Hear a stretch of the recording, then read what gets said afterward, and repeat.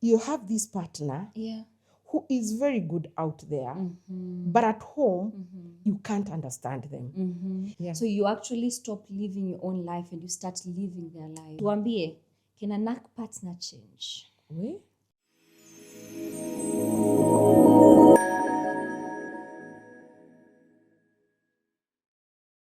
If you have ever asked yourself, is it really that bad, or you're the one overthinking or overreacting, this video is for you, because today with Becky Gitau here, we are going to answer the most frequently asked questions of a narcissistic partner, how they affect their victims, and how what usually happens, and lastly, what healing actually looks like. So Becky Gitau, you can start by introducing yourself briefly. Let people know, who are you? Who is Becky? Oh my God, who am I? Who are you? I always ask my client that question. So it's that hard. Okay. My name is Rebecca Gitau. That's my full name. But now I use Becky Gitau because that's a short form and it's a name I love. I am a clinical psychologist.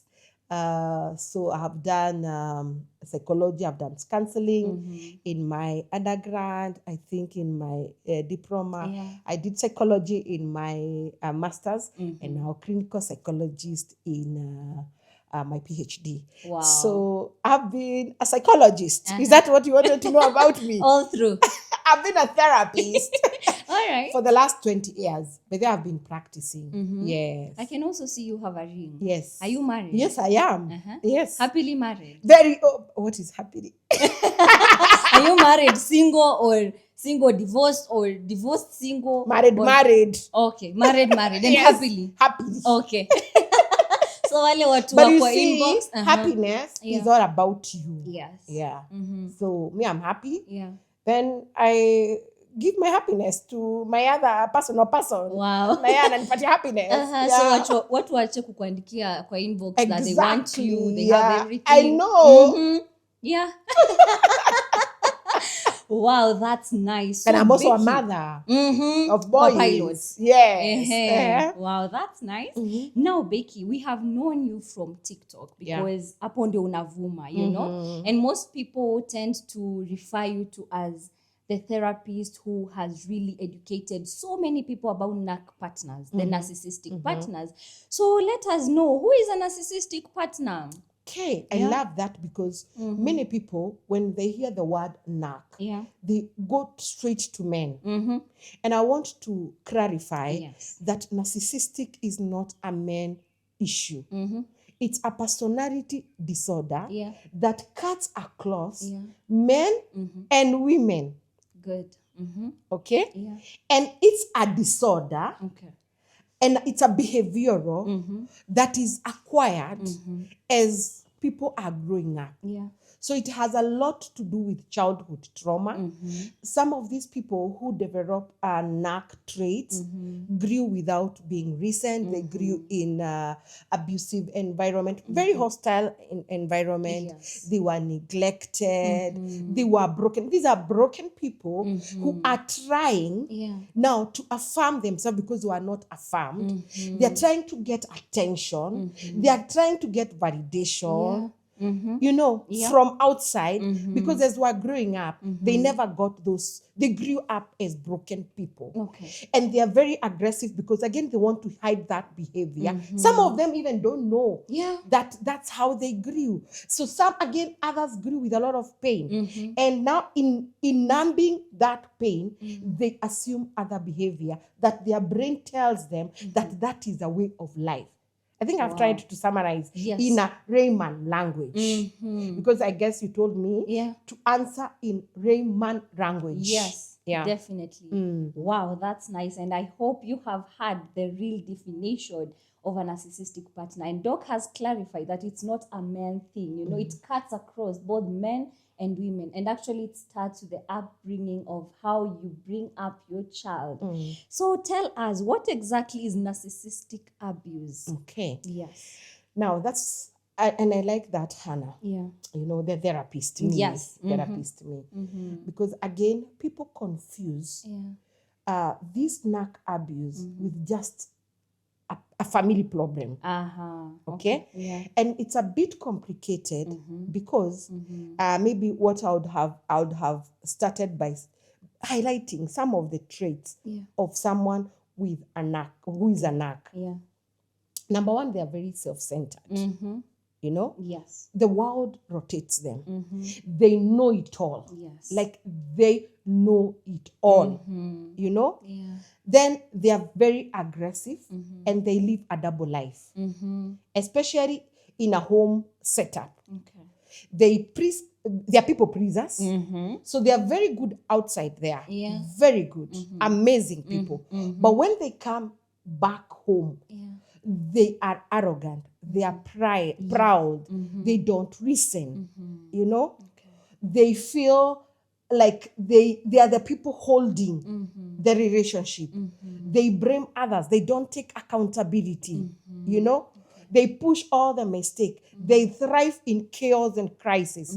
That's why they cause a lot of chaos and crisis at home. Okay. So they are very moody. You cannot sometimes even understand them. So those are some of the traits. Now with those traits, the relationship or the abuse becomes a bit complicated. All right. You see, Hannah, you have this partner who is very good out there, but at home, you can't understand them. Then why it's more even complicated is because they never take accountability. So they have abused you, and then they push it back to you, blame you. You see? Yeah. They give you silent treatment. And they're giving you silent treatment because they want you to come and beg. And then you're there thinking, okay, what did I do? Yeah. So you come and beg them and they show you, you see, I've been telling you, you are like this, if you can improve. Then when you go out there, everybody is praising them. Because I forgot to say that they survive on praises. But I talked about validation. Yes. Everyone is telling, oh, you have a good husband. Oh, you have a good wife. Okay. And because they also blame you, your brain start getting confused. Maybe I'm the wrong one. So why this abuse is very complicated? Because one partner keep trying, keep fixing. You know, you get lost because you're thinking, am I the wrong one then? Because how comes everybody, they even tell you, I wish you know how people love me. All right. I wish you know how people respect you. You know? And then you are here thinking, okay, am I the problem then? These are people who will disrespect you. Yeah. And you get out of the house, they hold your hand. Can you see how? Yes. And when they realize that you're withdrawing, again, they love bomb you. Yes. So they make your brain, they take you high, low, high. So your brain gets confused. Yeah. So, and because brain wants to live high, so you are trying to do things to please them so that the brain can go high. So it's a very confused kind of an abuse. Wow, wonderful. And actually, from what you have said, you've explained how do those victims of narcissistic partners lose themselves. Maybe you can expound more. How do they lose themselves? What happened? Because of that now, Hannah. You see, because of now you're trying to fix. You've been blamed and you're blaming yourself. So you now try to do things that will make them happy. Okay. So you lose. Remember, they push you. So your brain keep telling you, you are not also good. Yeah. So in the meantime, you become their shadow. Because you need to make them happy. Yeah. So every time you're making them happy, every time you're trying to fix, every time you're doing what they're telling you to do, and as you do that, they're again not satisfied with that. Yes. So, I mean, and for an act, there's nothing you can do for them, so that that's something that can make them feel that you're good enough. So in the process, you completely lose yourself. You lose what you knew. You lose everything about you. You start living their life, and you are a shadow. And even as you live their life, you're still not enough. In that relationship, you can't express your feelings. You keep suppressing them. You have no boundaries. You keep begging for affection, for attention. You know, those basic things. Like you become a shell of a person. You forget who you completely get lost. Okay. Yeah. So you actually stop living your own life and you start living their life. Exactly. And in other words, you're even dead. You're a walking dead. you actually, yes, you become a corpse Uh-huh. that is walking, because now mentally you are a shell of a person. Yes. Yeah. Wow. And you can't now. The problem is, Hannah, you can't exactly pin what is the problem. Yes. Because when you go out and tell people this is it, people are like, but you have a good partner. And some partners are even so good they provide. And you see, I know next time we are going to discuss different types of narc. Yes. Because there are many. Yes. There are those who will softly abuse you, isolate you slowly without you noticing. And you'll not notice. There are those who are hyper aggressive. Yeah. So it's very complicated. Okay. Yeah. Now from that, maybe you're talking to someone who is single out there, and they're asking, Becky, how can I know that the guy I'm dating or planning to be in a relationship with is a narc partner? What are those signs that they show at the beginning? Because you have said they are so nice. They are so nice. So what do they use to pull you in before you realize umeshapatiwa mimba ama uko ndani ya ndoa? Now, one, and I tell people when they are dating, you meet with this person, they're so nice, extremely good. All right. They have a charisma, you know that charismatic where you pull people. Yeah. They have a charming tongue, and then they're in a hurry. They don't want you to process. Right. You meet them and you're love bombed. You know. They don't give you time even to think. Okay. Within no time, they're telling you, oh, we want to come and visit your parent. Oh, I want to have this wedding. Oh, very fast. Yes. Now, that is one. There is something I tell people to check. If that partner you are dating cannot take accountability of anything, they blame you even when you're dating. They cannot, face you and solve a conflict. Yeah. And during conflict, they ignore. They are not ready to handle difficult conversation. Yeah. They reappear and disappear. They give you silent treatment. And you are there trying to show them your worth, trying to show them why they need to communicate. I don't like the way you communicate. You need to improve. But they are telling you who they are. Oh, no. And then when you meet the next time, they kept quiet or they gave you silent treatment. Yes. They don't want you to solve. Oh, you like living in the past. Why are we talking about it? Yeah.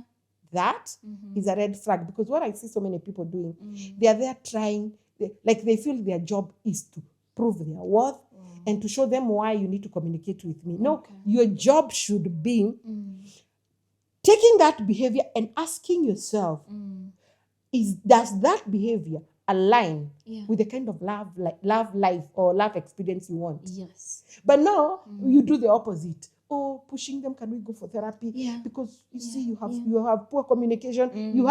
That's how they will do it even in marriage. Okay. They will be disappearing and reappearing. That will never solve any conflict. By the narc don't. Because solving a conflict, they feel like they're being attacked. Yeah.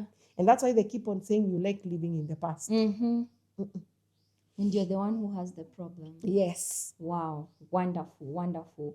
So actually, you should note something, that if you are dating someone or in a talking stage with someone, na unaona anaharakisha sana, leo fanya hii, kesho kuja ujue kwangu and all that, within 2 days mshata gotten intimate, that's a red flag. Take your time, all right? Now, Doc, I believe you're also talking to people in that narcissistic relationship or that marriage, Why is it hard for them to leave? And if they do, you'll find out that they leave and still come back. What is that they go back for? And they know that their partners are very toxic. They're losing themselves. They stopped living their own lives. What is it that makes them go back? Okay. Yeah. I'll tell you, Hannah. Okay. If there is a complicated relationship to live, you see, one, being in that relationship is like hell on earth. Yeah. Because, you see, like we've said, that person keeps blaming you, disrespecting you, and all that. So they make you become a shell of a person. Yeah.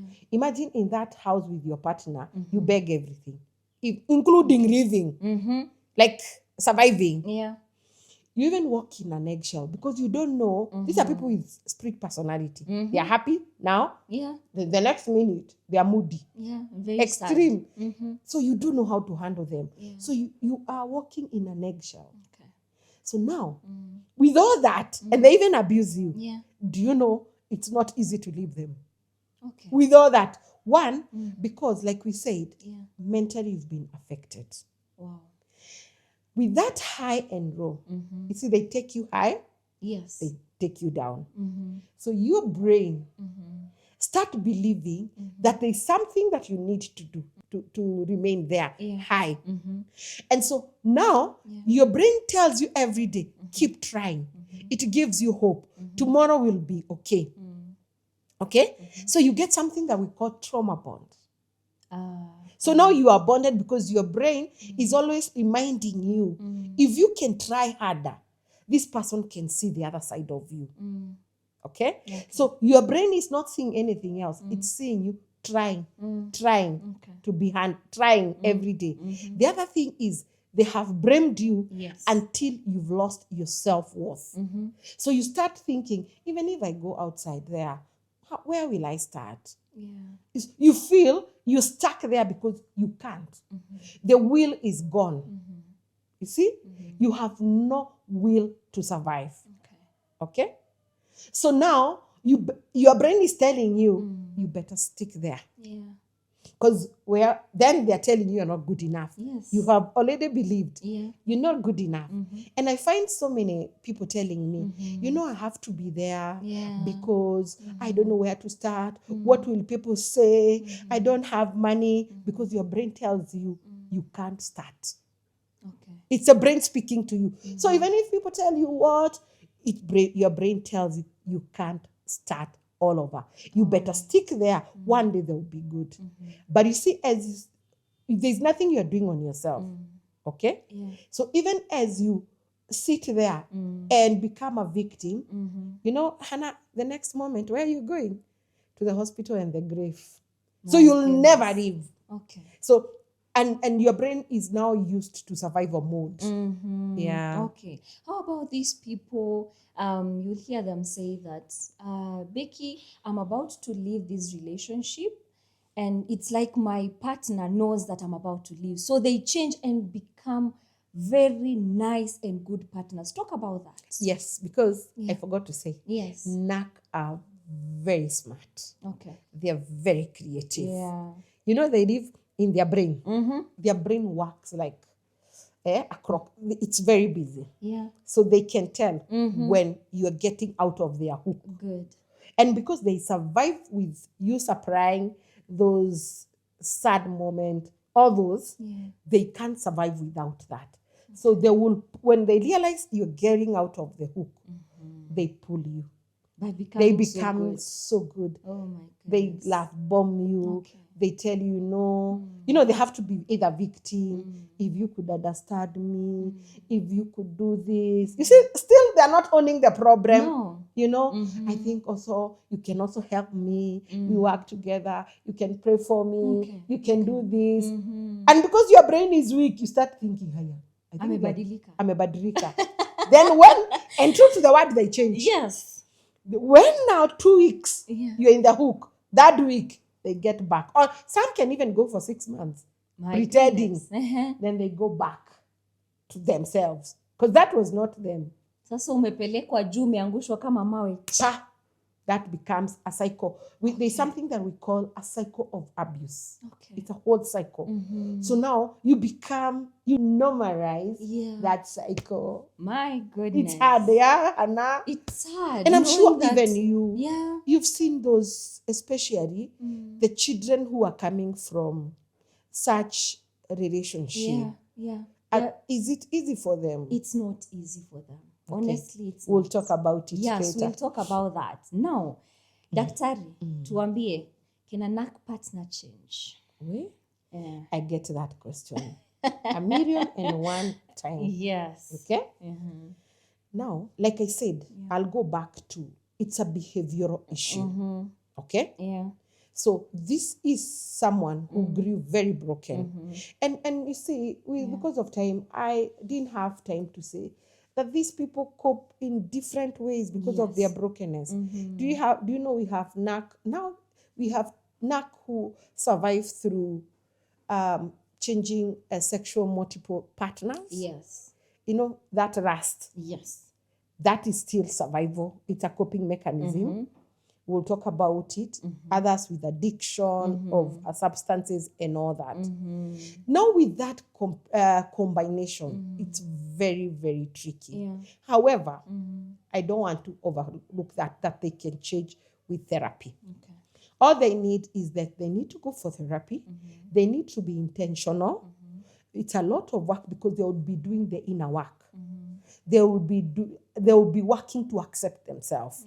To heal those childhood trauma. Yeah. Those traumas. Yes. And that is not a small job. Yeah. It's a lot of work. Yes. But now, the challenge is here. Majority of them feel like they are okay. They don't think they have a problem. So they see everybody else is the problem and they are not the problem. Okay. So we always say they have no capacity to reflect on themselves. Okay. Okay? Wow. So they have no capacity. So they think they are okay. Okay. Yeah. So that's strong. No it's capacity to reflect on themselves. themselves. That's why they are non-empathetic. All right. Do you see? Do you remember that they can watch you crying? Yeah. Suffering. And it won't even move them. Yeah. Okay. And they push you for that suffering. And they tell you that you are overreacting. Yeah. You're overthinking. You are drama king or queen. You are nagging. Yeah. So because of that lack of capacity Yes. to internalize themselves. Wow. Wow. Now, I also believe someone who has left their toxic and narcissistic partner and the toxic relationship, at some point they feel, I really miss my partner. What do they actually miss? Because you mentioned something to do with trauma bond. Now, after they have left the toxic relationship, what do they really miss? Is it the person, or is it the treatment, or is it how the person made them feel? What do they actually miss? Yeah, Hannah, that's very common. Even me, they tell me that, oh my God, the first question is, did I make the right decision? Good. Even those who are hearing in crime scene, Yeah. and I know that's a topic we are going to talk about, they are like, am I making the right decision? And this is very normal. You see, Hannah, first of all, let me clarify. It's not the person they are missing. Good. It's those breadcrumbs. It's those treatments they are missing. Brain is very powerful. Yes. You are a psychologist. Yes. You also know how powerful Yes. the brain is. Yes. So the brain got used to that treatment. Okay. The brain got used to the abuse. And the brain got used to chaos and crisis. Okay. So the brain normalized that, you see, that chaos and crisis is the thing. Because they don't know, peace looks abnormal. So now they have left and now they have all this peace. They don't know how to deal with this peace. They have no idea. So they feel like they want to go back because the brain was used to walking in an eggshell, getting shocked, high, low. So it's not the person. They are missing those. And that's why now, after that, there's something that we call aftercare. I always tell people, if this anything again is painful, it's after the divorce, after the separation. So you need now the aftercare. Okay. You need to work on yourself. You need therapy. So that now you start working on yourself to become now the person, the real person. Because you see, you are a shell of a person. You are used to a shell of a person. Yeah. All right. Yeah. Now you've mentioned about healing, and allow me to ask you our last question. Yeah. What does healing look like? You know why I've done that? Yeah. And Hannah, this one you know very well. Yes. I know I also struggled with healing. Yes. You see, other than being a therapist, I have also gone through. Yes. Kama ndio ulikuwa unaniuliza kama niko married. Yes. Anyway, come on. married happy. Yeah. Healing is very expensive because now you've been dealing with a wound. Yeah. A wound that is painful, but now you got used to bandage it. Yes. You got used to painkiller. Now, healing means, that's why I've said it's very painful. We remove the bandage. We wash the wound. Oh my God, you can imagine washing that wound. And you are used to, it cooks itself inside, but it's okay. You're taking painkiller. But now this time we are saying, no, we are not going to numb it. We are going to remove the bandage. We are going to wash it. You know, when you come to the hospital, when we wash the wound, it's very painful. Okay? We need to put, now to start dressing it slowly, by slowly. So healing means you feel the pain. Beautiful. Once you finish feeling the pain, the wound heals by itself. That wound may leave scars. The scars may be there, but there's no inside pain. But the scars, just to remind you that you are in such a narc relationship, but you are strong enough. You went through the pain of healing, and now you embrace yourself, embrace the scar, embrace peace. Like I said, you even don't know what peace looks like. You love the peace and all that. Have I explained in a Rayman language? Yes, you have. And now as we wind up, I want you to look at that camera. And, oh my God. Yes. I feel like I am in an interview. No, you're talking to your followers, your supportive followers, and every person you help out here. And I would want you to maybe have a word to every victim, you know, of a narcissistic partner. What would you love them to hear from you right now? I know you could have told them better than me, because you do it better than me. All right. I know when I say, you will say it, because you do it better than me. All right. I want to tell them that it's okay not to be okay.